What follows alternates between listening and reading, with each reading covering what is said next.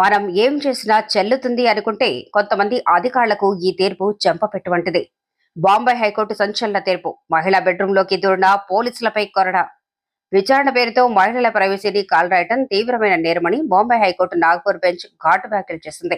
నిబంధనలు ఉల్లంఘించిన పోలీసుల తీరుపై తీవ్ర ఆగ్రహం వ్యక్తం చేస్తూ కీలక ఆదేశాలు జారీ చేసింది.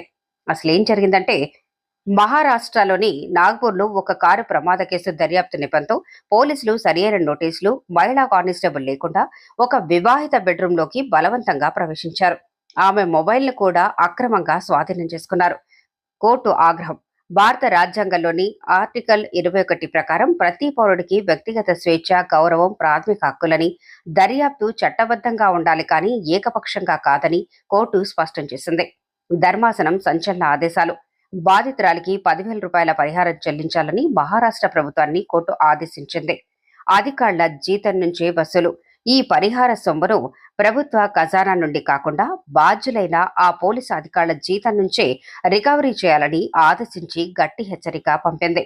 దర్యాప్తు సంస్థలు చట్ట పరిధి దాటి ప్రవర్తిస్తే వ్యక్తిగత జవాబుదారీతనం తప్పదని ఈ తీర్పు నిరూపించింది.